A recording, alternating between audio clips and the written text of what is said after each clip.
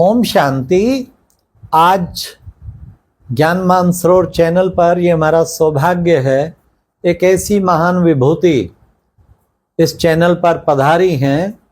वो हैं राजयोगिनी ब्रह्मा कुमारी आशा बहन, छाया बहन, ब्रह्मा कुमारी छाया बहन। आप भोपाल सिटी सेंटर से, तो आप सबको याद होगा कुछ समय पूर्व भोपाल गैस ट्रेजेडी हुई थी और उस भोपाल गैस ट्रेजेडी का सबसे ज़्यादा प्रभाव भोपाल सिटी सेंटर पे था, जहाँ छाया बहन और एक उज्ज्वला बहन थी।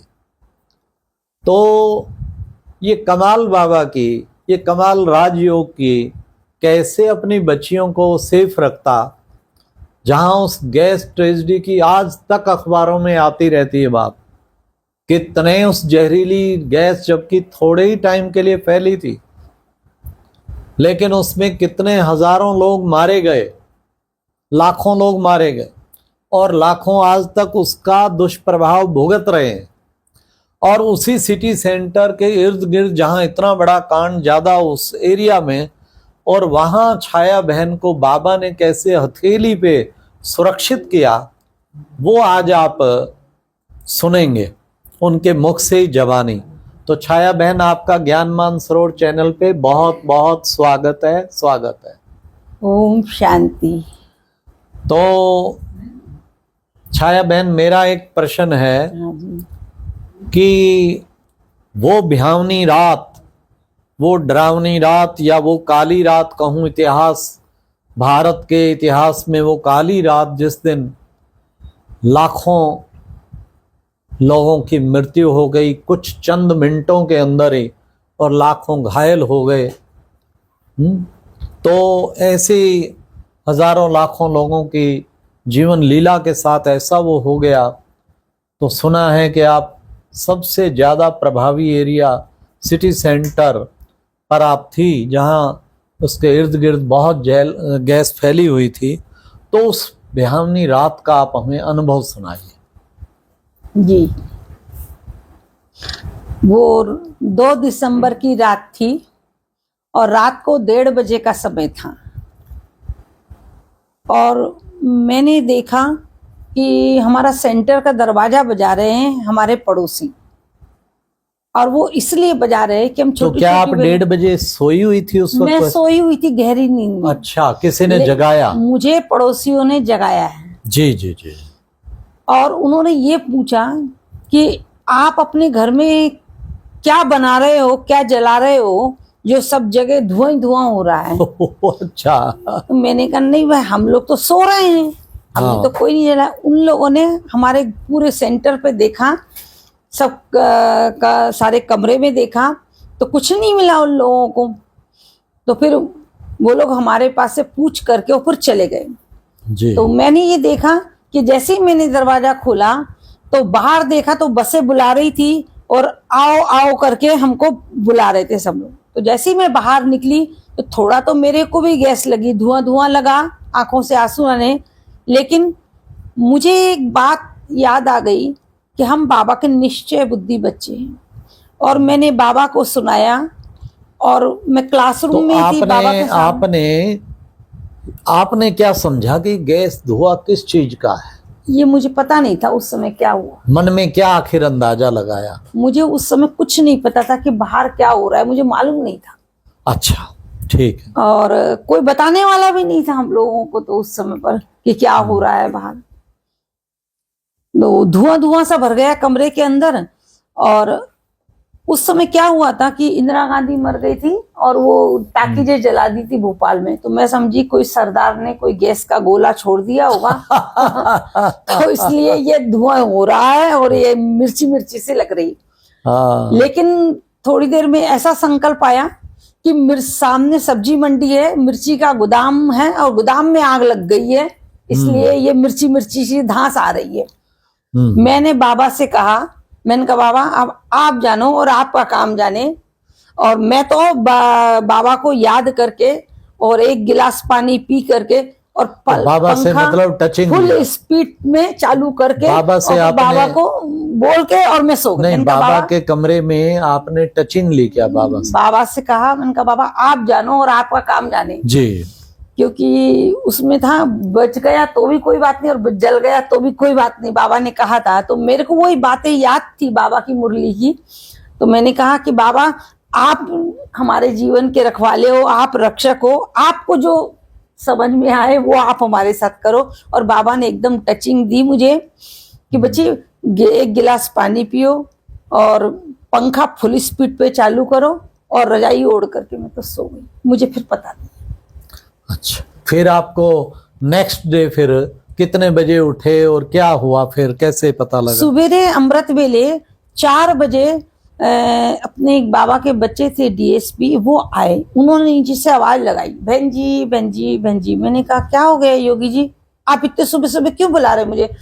तो कहा बहन जी आप दोनों भाई साहब बहन जी ने बुलाया है, माउंट आबू आपको जाना है। माउंट आबू जाना है उसने बोला?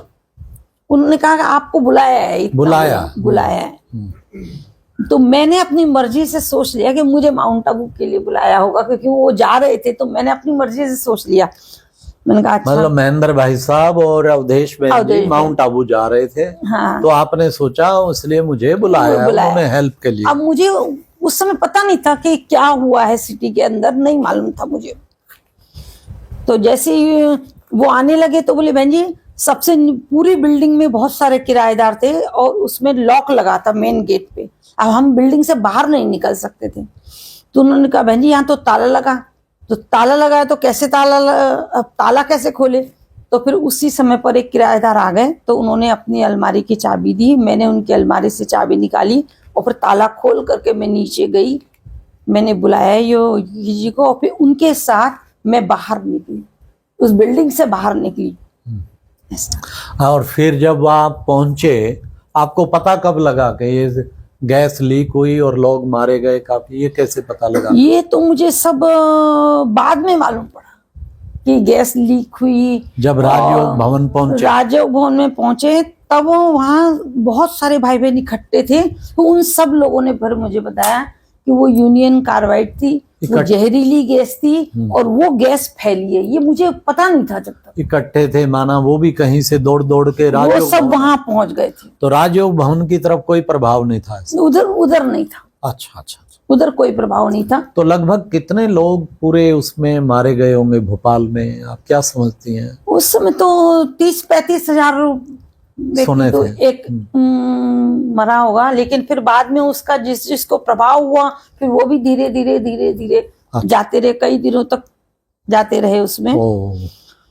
लेकिन तो आपको बाबा ने, मतलब आप क्या समझती हैं कि क्योंकि उस इतनी ज्यादा प्रभावी एरिया में आप थी और आपको बाबा ने, देखो भाई बहनों कितनी बड़ी बात है, बहन कोई वो भी नहीं भाई केमिस्ट्री पढ़ी हो, वो देखो दरवाजे खिड़कियां बंद, बाबा ने जैसे इनको टच किया दरवाजे खिड़कियां बंद, पंखा तेज और ऊपर रजाई पहन ली और पानी पी लिया ताकि जो अंदर भी प्रभाव था वो खत्म। तो आप क्या समझते हैं सारे एपिसोड भाई से? हम तो बाबा का शुक्रिया ही कहेंगे कि बाबा अपने बच्चों को कैसे सेव करता है।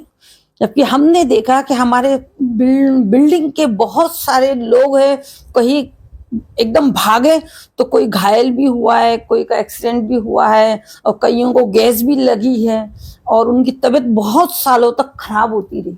लेकिन मुझे ऐसा कुछ भी नहीं हुआ, ना उल्टी आई ना वोमिटिंग, कुछ भी नहीं हुआ मुझे। मैं बहुत सेफ रही।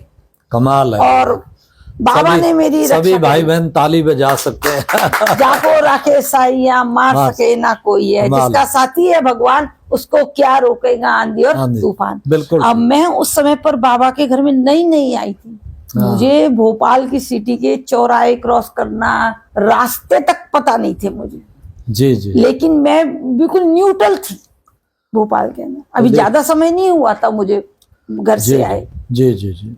और बहुत छोटी सी उम्र में मैं बाबा के घर में आई थी। तो देखो भाइयों बहनों, ये है बाबा की। अच्छा, कोई आपका योग का विशेष अनुभव हो? मेरे को ऐसा कोई विशेष स्पेशल अनुभव नहीं है, लेकिन मुझे इतना पता है कि मारने वाले से बचाने वाला बड़ा है और बाबा मेरा रक्षक है, इतना मुझे विश्वास है। मैं निश्चय बुद्धि आत्मा थी। अच्छा, और बाबा की याद में बैठती हो तो क्या अनुभव होता है? बाबा की याद में बाबा की आज्ञा का पालन करते हैं, बाबा के विश्वास पात्र थे और हम यज्ञ के भी वफादार रहे, विश्वास पात्र रहे। ईश्वरीय सेवाओं में हमने तन से, मन से, धन से, सब चीजों से बहुत अच्छे से खुले दिल से बाबा के घर में सेवा योग में बाबा से बातें करती हो या परम धाम का अधिक अनुभव करती हो? वो परम धाम का भी अनुभव करती हूँ और बाबा से बहुत अच्छी अच्छी प्यारी प्यारी बातें भी करती हूँ। बाबा से प्लानिंग भी मिलती है, विशेष टचिंग भी होती है बाबा की। बहुत देखो भाइयों बहनों, ये है बाबा ने जो कहा हुआ है मुरलियों में के बच्चे बिल्ली के पोंगड़े बचे रहे, तो प्रैक्टिकल में बाबा रक्षक कैसे रक्षा करता है। कितना बड़ा भोपाल गैस कांड हुआ और उसमें बाबा की बच्ची को बाबा ने कैसे सेव कर लिया, ये एक अनुभव विचित्र। इससे हम सबको शिक्षा मिलती है। जैसे बहन बता रही है, पूरी आज्ञाकारी, वफादार, बड़ों के सब तरीके से पूरी कदम कदम श्रीमत पे। ऐसे बच्चों को बाबा ने कुछ दिन पहले भी मुरली में कहा था, जो मेरे सामने सदा हाजिर रहते हैं उनके सामने हाजरा हजूर, मैं हजूर भी हाजिर रहता हूँ, जो मेरी श्रीमत के आगे हाजिर रहते हैं। तो थैंक यू छाया बहन, आपने सचमुच जो है योग का प्रयोग ये आपका था। तो हम सब आज प्रेरणा लेते हैं, हम निरंतर योगी बनेंगे तो कितनी विकराल परिस्थिति होगी, बाबा अपनी गोद में अपनी हथेली पे रख के हमें बिल्कुल सुरक्षित कर ले। अच्छा, ओम शांति।